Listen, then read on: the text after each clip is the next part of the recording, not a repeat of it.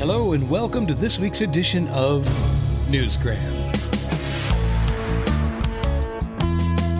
How does the mind work? I know that's kind of a loaded question, so let's narrow it down a little bit. How do dreams work? They're influenced by the physical self, right? Are they influenced by our waking lives or the amount of sleep we're getting? And what if our waking life is causing us to have nightmares? How is the physical self transformed into the virtual self? Some pretty big questions. Today on Newsgram, we're going to break it all down and learn how you can take unpleasant thoughts, like nightmares and brain images, and transform them into something more positive. You see, we all have emotions and anxieties, good and bad. These feelings are made into imagery by our mind. And that can be visual, it can be tactile, touching, it can be sound, and it can be smell or taste as well. But usually it's visual or it's auditory. So those get transferred into things that you can see in your dreams, like you're the movie director and scriptwriter. Concepts get turned back into emotions in dreams as well. And so this is a bi-directional process. So I give a fair number of examples of different emotions, different feelings, and the bidirectionality of the imaging and the sensory process that occur in there. And once you understand that, it opens up a whole world of fascination to observe your own dreams because you're now understanding what's causing them. That is Glen Just, and he's author of a new book called Image Transformations of the Brain Mind, Experiencing the Emergent Supervening Self.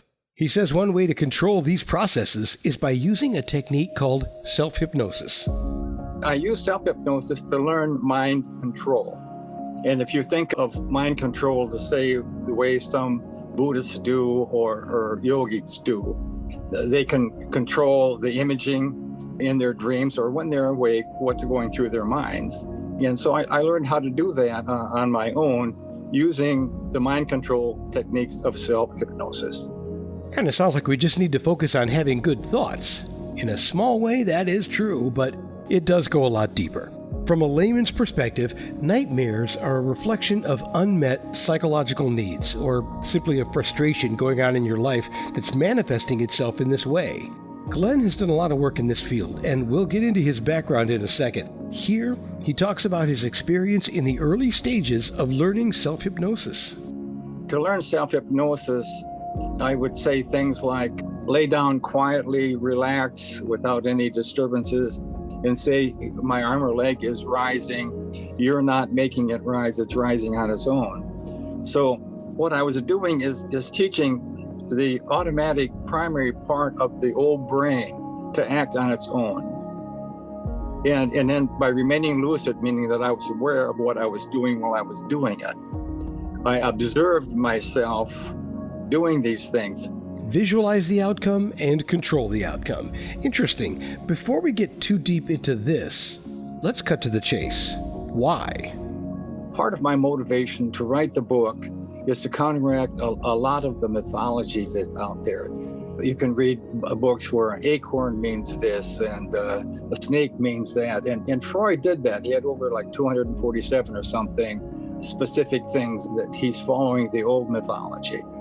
And if you're caught up in that mythology, give it up and learn how the transformations actually occur so you can deal with your own anxiety, lead a better life, and have more insight into who you are and who your fellow human beings are.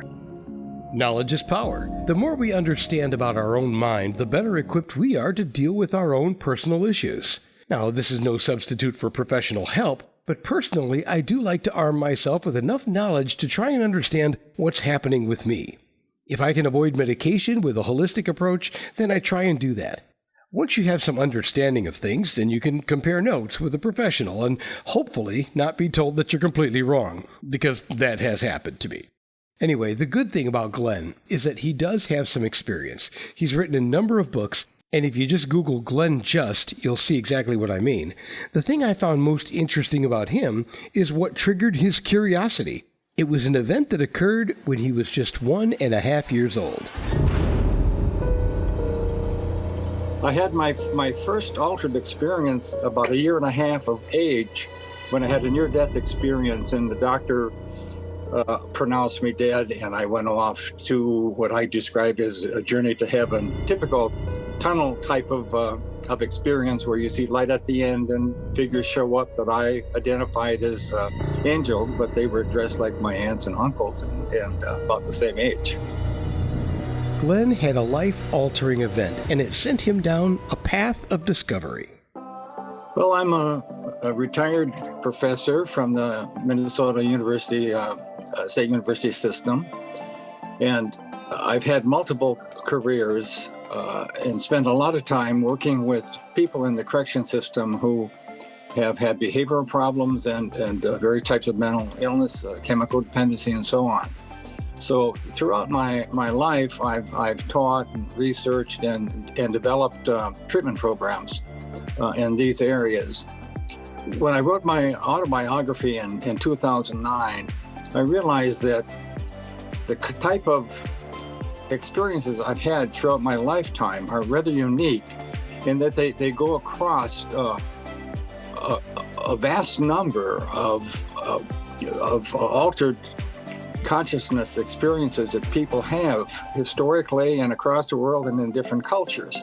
And my background is in psychology, sociology, and anthropology. So I've moved across world cultures historically. I've spent a fair amount of time with inner city people, with the old Department of Health, Education, and Welfare, and about 10 years teaching on the reservation, doing work with Indian students, becoming familiar with the kind of abuses and histories they've had, and my introduction to shamanism and was with primarily the Winnebago and the Lakota people. Glen Just is a lot more than just an author. He's someone worth knowing. He's willing to share what is tantamount to a lifetime of experience in his new book, Image Transformations of the Brain-Mind, Experiencing the Emergent Supervening Self. I've had a bit of a unique background. Yeah, to say the least. And isn't that what Newsgram is all about? Interesting people that you need to know. Glen's books are all available online at Amazon, Barnes & Noble, and plenty of other places in varying prices to fit your budget. And because he does have a book with a very long title, we put a link to some of the places you can purchase his book in the show's description. And that will do it for this edition of Newsgram from webtalkradio.com.